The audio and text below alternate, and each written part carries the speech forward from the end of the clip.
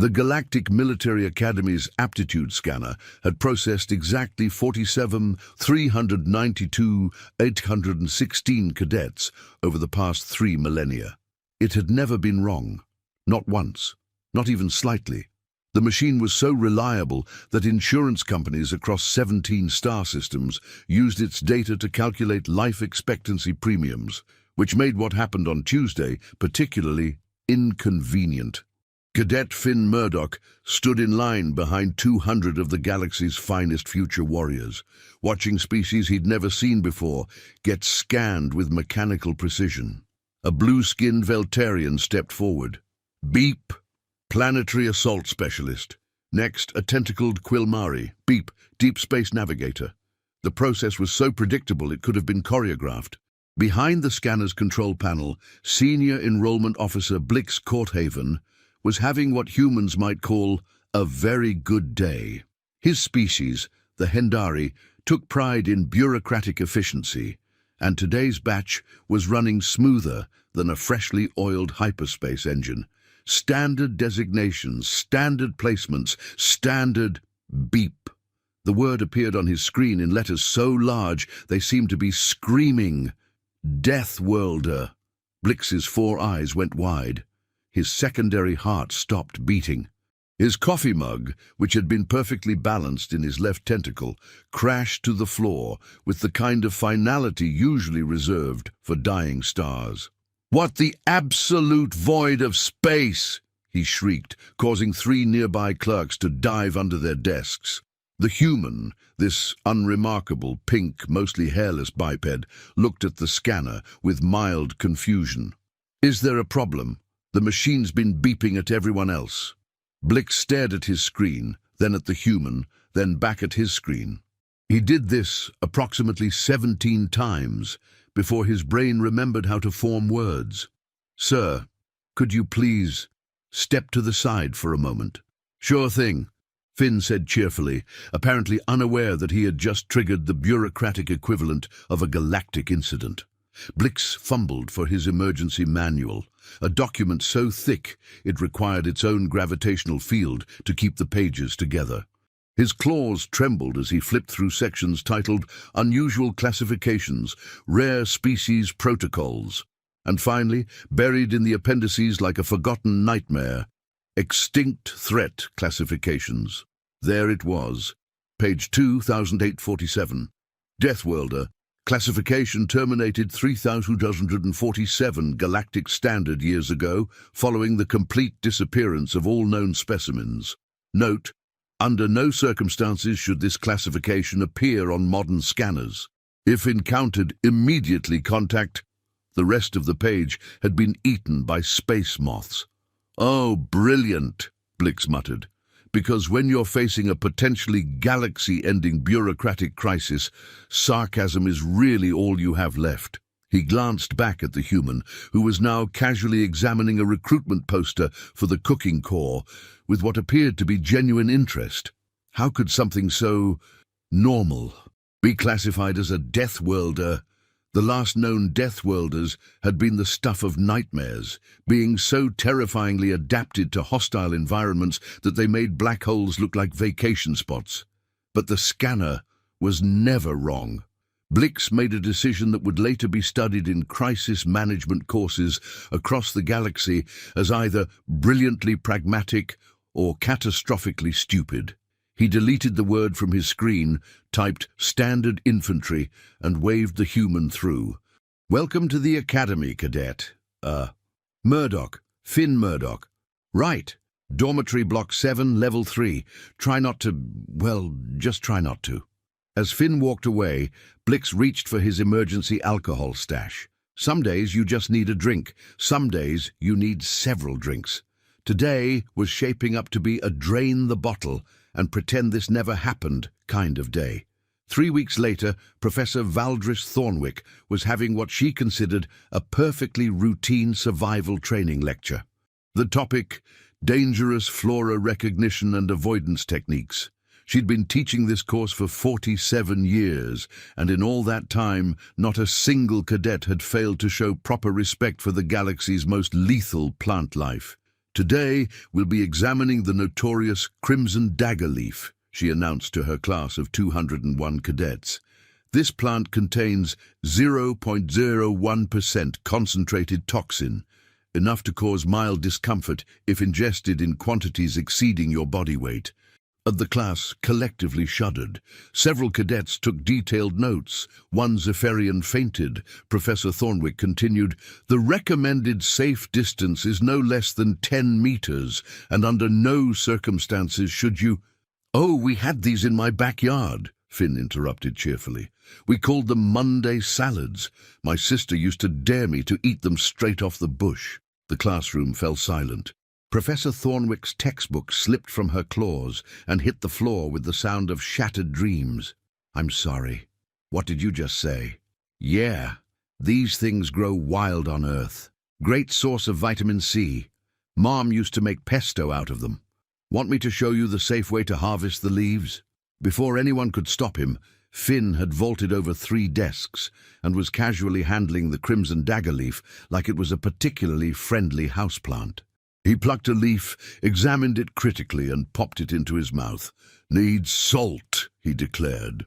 Professor Thornwick made a sound that was part scream, part prayer, and part request for immediate retirement. 2 cadets fainted. 1 Quilmari spontaneously molted. "Medic!" someone shouted. "Why?" Finn asked, genuinely puzzled. "It's just a plant. Back home, the really dangerous ones would try to strangle you first." The medics arrived to find Finn in perfect health and Professor Thornwick being treated for shock. When they asked what happened, 17 different cadets gave 17 different versions of the same impossible story. The human had eaten poison and asked for seasoning. That evening, in the Academy's most secure conference room, an emergency meeting was called. Present were Dean Mortius Graveheart, Chief Medical Officer Dr. Helix Vane Scale, and Professor Thornwick, who was still twitching occasionally. "Gentlemen and lady, we have a situation," Dean Graveheart announced, his voice carrying the weight of someone who'd just realized his comfortable retirement plans had been fed through a paper shredder. Dr. Vane Scale consulted his medical scanner for the 15th time. "According to my equipment, Cadet Murdoch should have been dead within 30 seconds of ingesting that leaf. Instead, his vital signs actually improved. His immune system appears to be, well, the technical term is ridiculously overpowered." "That's not the worst part," Professor Thornwick croaked. "I asked him about Earth's ecosystem for my report. Do you know what he told me?" The others leaned forward. He said, and I quote, "Oh, Earth's pretty mild. We've only got a few things that'll kill you instantly. Snakes, spiders, fish, plants, weather, other humans, and some of the smaller mammals. But that's normal, right?" Dean Graveheart felt a migraine coming on. "Define smaller mammals." "Apparently something called a honey badger. When I looked it up in the xenobiology database," she shuddered, "the file was classified as fictional, too dangerous to exist." Dr. Vanescale was frantically typing on his datapad. "I'm cross-referencing Earth's biological classification with our threat assessment database. This can't be right." "What? According to our records, Earth shouldn't exist. The atmospheric composition alone should have killed all life forms 3 billion years ago. The radiation levels, the weather patterns, the predatory species count, none of it makes sense." Dean Graveheart stood up, walked to his window overlooking the Academy grounds, and watched Finn Murdoch casually jogging past. The human was running at a pace that would qualify as emergency evacuation speed for most species, and he appeared to be humming. "Gentlemen," the Dean said quietly, "I believe we need to contact the Galactic Historical Archives, because either our database is catastrophically wrong about Earth, or we've accidentally enrolled something that shouldn't exist." At 0300 hours, in the deepest vaults of the Galactic Historical Archives, Librarian Supreme Nexus Codehawk was having his first interesting day in approximately 4 centuries. He'd received an urgent request to research something called Earth and Deathworlders, and frankly, he was rather excited about it. You see, Nexus belonged to a species that found dry historical research more thrilling than most beings found combat sports. Give him a good mystery involving ancient classifications and forgotten databases, and he was happier than a Plutonian in a uranium mine. The first files he found were odd. Earth was listed in 17 different databases with 17 different threat classifications ranging from moderately hazardous to do not approach under any circumstances. Seriously, we mean it this time. No, but it was the files marked Deathworlder historical reference only that made his day absolutely wonderful.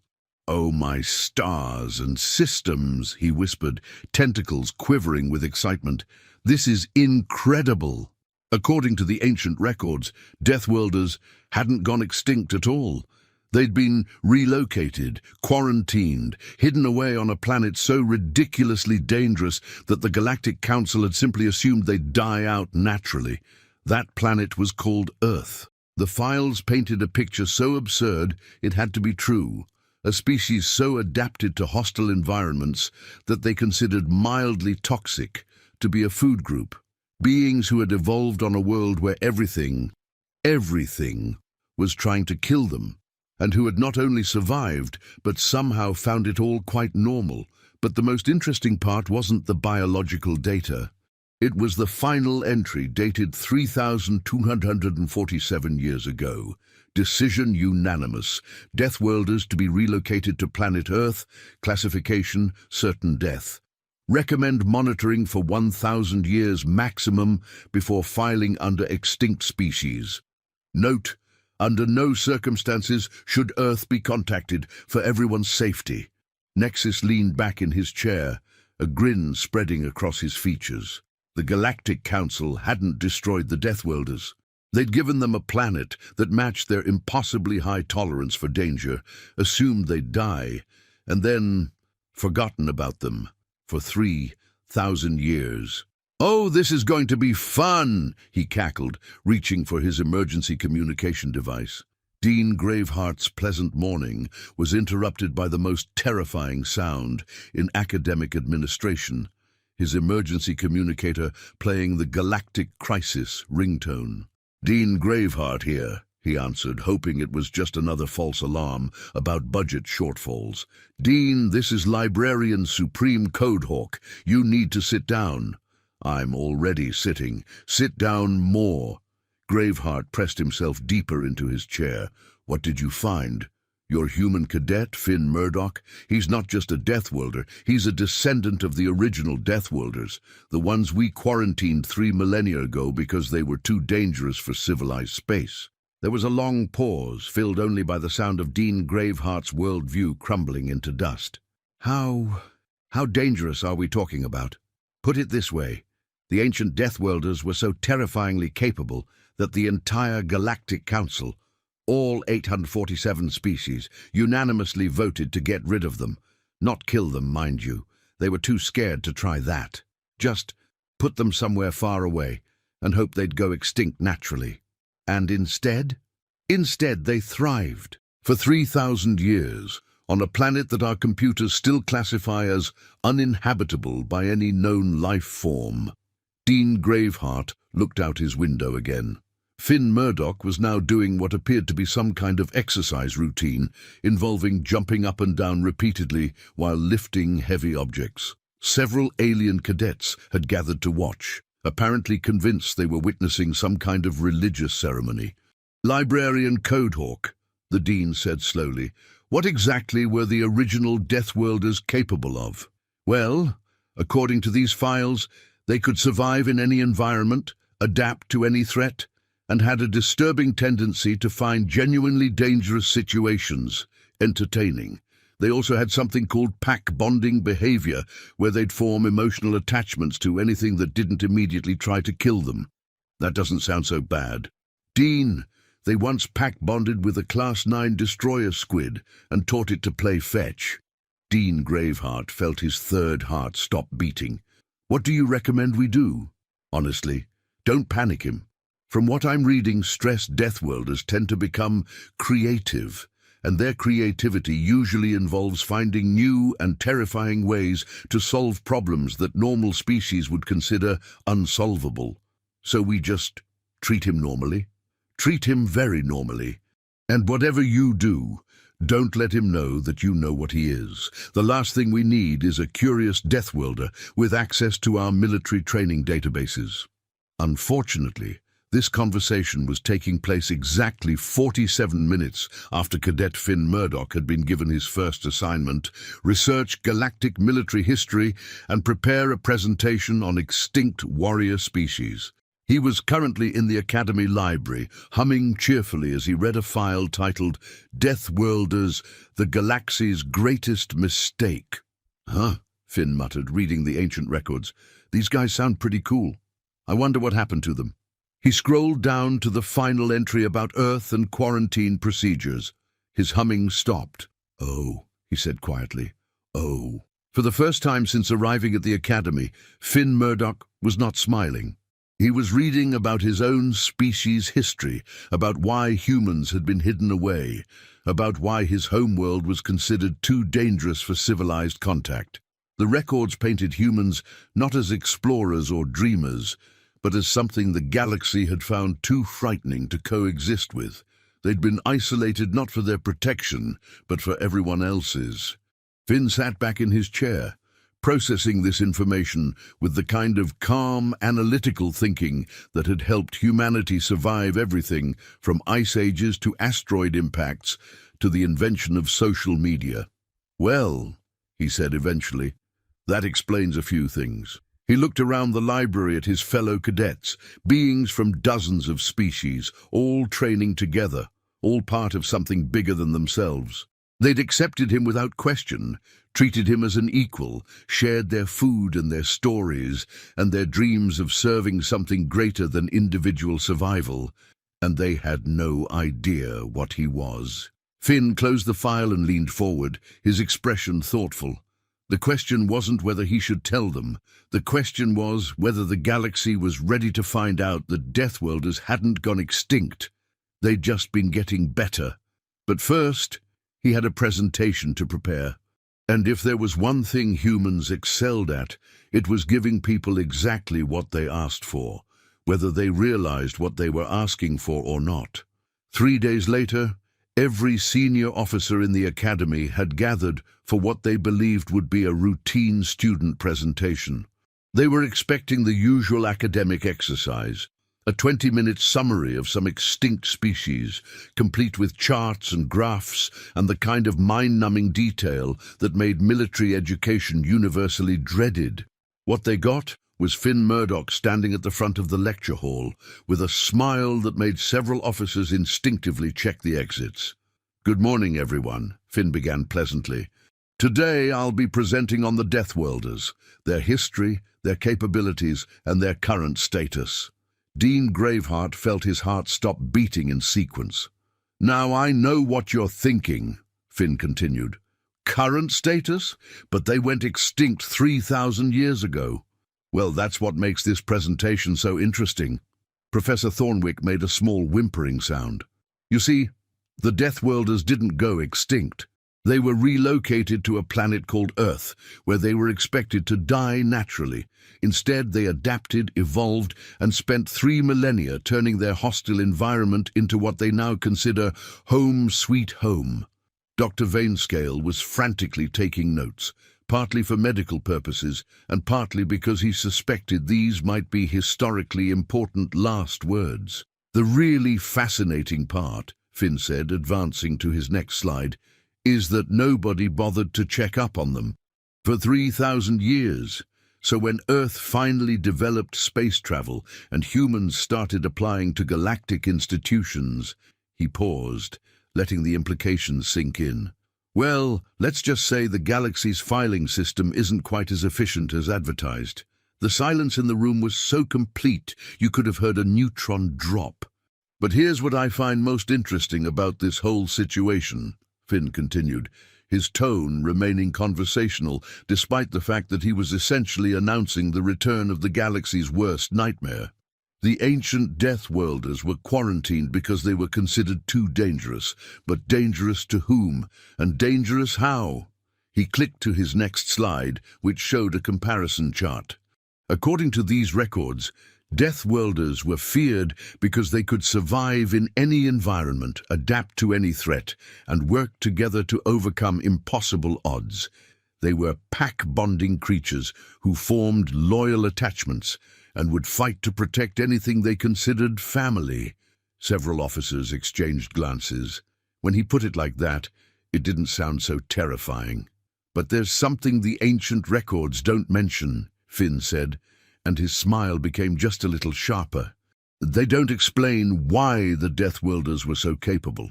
They don't mention that Deathworlders didn't evolve to be warriors." He clicked to his final slide. They evolved to be survivors. Everything else, the adaptability, the problem-solving, the pack-bonding, the refusal to give up when any sane species would surrender, those were just side effects of spending millions of years on a planet where the weather could kill you, the animals could kill you, the plants could kill you, and the only way to avoid extinction was to become so ridiculously hard to kill that death itself got tired of trying. The room remained silent, but it was a different kind of silence now. Less impending doom and more trying to process information that doesn't fit into any existing category. "So here's my conclusion," Finn said, looking directly at Dean Graveheart. "Humans aren't dangerous because we're violent. We're dangerous because we don't know how to quit. We're dangerous because we look at impossible problems and think, well, someone's got to solve this. And we're dangerous because we pack bond with anything that shows us kindness, and we'll fight the universe itself to protect our pack." He gestured toward his fellow cadets. "The question isn't whether humans belong in the galaxy. The question is whether the galaxy is ready for humans who've spent 3,000 years getting better at the thing that made you afraid of us in the first place." Dean Graveheart found his voice. "And what thing is that exactly?" Finn's grin was pure human mischief mixed with 3,000 years of evolutionary stubbornness. "Refusing to die when we're supposed to." The Academy's emergency protocols had been designed to handle everything from reactor meltdowns to hostile alien invasions. They had not been designed to handle the existential crisis of discovering that your routine cadet was actually a member of a species so terrifyingly competent that the entire galaxy had tried to make them go away. Within 6 hours of Finn's presentation, every senior officer was crowded into the Academy's most secure conference room, arguing about what to do next. "We have to contact the Galactic Council," Admiral Kexis declared, her scales shifting to the deep purple that indicated severe stress. "This is exactly the kind of situation they need to know about." "Are you insane?" Chief of Operations Valdek shot back. "Do you remember why Deathworlders were quarantined in the first place? The Council's first instinct will be to, well, let's just say, make the problem go away permanently." "But we can't just ignore this," Dr. Vainscale protested. "The cadet knows what he is now, and if humans are as capable as the records suggest, how long before Earth develops military-grade space travel? How long before they decide to come looking for the rest of the galaxy?" Dean Graveheart, who had been quietly reviewing Finn's academic file, looked up from his datapad. "Gentlemen, I think we're approaching this all wrong." The room turned to him. According to his records, Cadet Murdoch scored perfect marks on every single aptitude test. Combat tactics, engineering, xenobiology, diplomatic protocols, everything. But more importantly, look at his stated career goal. He turned his datapad around so the others could see. "To serve the greater good and protect those who cannot protect themselves." This isn't the profile of a potential galactic conqueror. This is the profile of someone who genuinely wants to help. "But the ancient records," Admiral Kexis began. "The ancient records were written by people who were afraid," Dean Graveheart interrupted. "They saw beings who were stronger, more adaptable, and more tenacious than anything they could understand. and they assumed the worst. But what if they were wrong? What if the Deathworlders weren't quarantined because they were evil, but because they were inconvenient? The room fell silent as the implications sank in. Think about it, the Dean continued. A species that refuses to accept impossible as an answer. A species that looks at problems others can't solve and says, "Hold my beverage and watch this." A species that forms loyal bonds and fights to protect others. That's not a threat to civilization. That's exactly what civilization needs. Dr. Vainscale was reviewing his medical files. His physical capabilities are unprecedented, but he's also been using them to help his fellow cadets. Yesterday, he carried an injured Zephyrian to the medical bay. The distance was 3 kilometers, and he ran the entire way while performing emergency first aid. And his academic performance suggests he's been deliberately holding back, Professor Thornwick added reluctantly. I've been watching him in survival class. He knows things that shouldn't be possible to know, but he only demonstrates enough to help others learn. Dean Graveheart nodded. So the question becomes, do we treat him as a threat to be contained or as an opportunity to be embraced? Before anyone could answer, the conference room door chimed. Dean Graveheart's assistant's voice came through the intercom. Sir, Cadet Murdoch is here. He says he'd like to speak with you about clearing the air. The officers exchanged glances. Admiral Kexis reached for her sidearm. Chief Valdek started calculating escape routes. Doctor. Vainscale began reviewing emergency medical protocols. Dean Graveheart sighed. Send him in.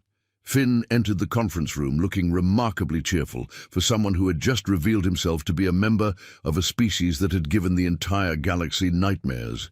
He took in the assembled officers, the obvious tension, and the way Admiral Kexis was gripping her weapon. So, he said pleasantly, I'm guessing my presentation raised a few questions? A few, Dean Graveheart said carefully. Perhaps you'd like to explain your intentions. Finn looked genuinely puzzled. My intentions? I want to graduate from the academy, serve with distinction, and maybe figure out how to bridge the gap between Earth and the rest of the galaxy. Same as I did yesterday before I knew about the whole Deathworlder thing. But surely you realize, Admiral Kexis said slowly, that your species' reputation is based on 3,000-year-old fears and incomplete information, Finn interrupted. Look, I get it. Humans are intense. We don't give up easily. We adapt to pretty much anything, and we have a disturbing tendency to turn dangerous situations into learning experiences. But that doesn't make us evil.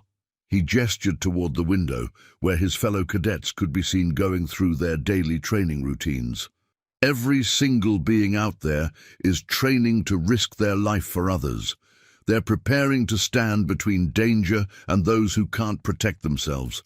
That's not just admirable, that's the most human thing I've ever seen. Human? Chief Valdek asked.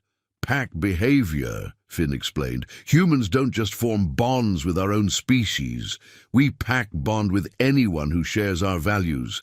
And every cadet here, every officer in this room, everyone who's dedicated their life to serving something bigger than themselves, you're all part of our pack now. The silence that followed was thoughtful rather than terrified. So what happens now, Doctor? Vainscale asked. Finn shrugged. Now we figure out how to make this work. The galaxy spent 3,000 years being afraid of humans they'd never met. Maybe it's time to find out what we can accomplish when we're working together instead of hiding from each other. He paused, his expression becoming serious for the first time. But I need you to understand something. Earth isn't going to stay hidden forever. Humans are curious by nature, and sooner or later we're going to find our way to the stars in large numbers. When that happens, you can treat us as the threat you've been afraid of for 3 millennia, or you can treat us as the allies we'd prefer to be. Dean Graveheart found himself smiling despite the circumstances. And if we choose allies, then you get a species that considers impossible a personal challenge, that never abandons family, and that thinks the best response to overwhelming odds is to try harder. Finn's grin returned. Plus, we make excellent coffee. Admiral Kexis slowly released her grip on her weapon. Coffee? It's a stimulant beverage. Humans developed it to help us stay alert during our planet's more energetic moments. Fair warning, though, most species find it somewhere between mildly toxic and liquid rocket fuel. Dr. Vainscale was taking notes again. I'd like to study this coffee for medical applications. I'll bring you some tomorrow, Finn promised, but start with very small doses. Last time a human shared coffee with aliens, 3 different species declared it a controlled substance. The meeting continued for another 2 hours, but the tone had shifted completely. Instead of crisis management, they were now engaged in what could only be called opportunity planning. By the time they adjourned, they had outlined a preliminary framework for gradual human integration into galactic society. More importantly, they had agreed on a new classification for Finn's Academy records, not standard infantry, not Deathworlder, simply human. 6 months later, the Galactic Military Academy published a new manual titled Interspecies Cooperation, a Practical Guide.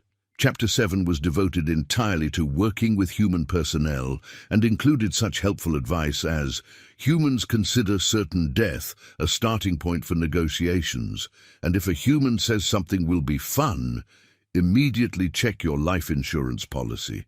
But the most important change wasn't in any manual. It was in the Academy's graduation statistics. For the first time in recorded history, every single cadet in Finn Murdoch's class graduated with honors. When asked about this unprecedented achievement, Finn just shrugged and said, "We're pack animals. Nobody gets left behind." The scanner that had started it all was eventually retired and placed in the Academy's Museum of Historical Artifacts. The placard read, "Aptitude Scanner, Mark 7th. The last machine to underestimate human potential." And deep in the Academy's archives, a new file was created, not under extinct species or classified threats, but in a brand new category that would soon revolutionize galactic civilization. Species who make everything better just by refusing to give up. The universe, it turned out, had been waiting 3,000 years for someone stubborn enough to prove that impossible was just another word for hasn't been tried by humans yet.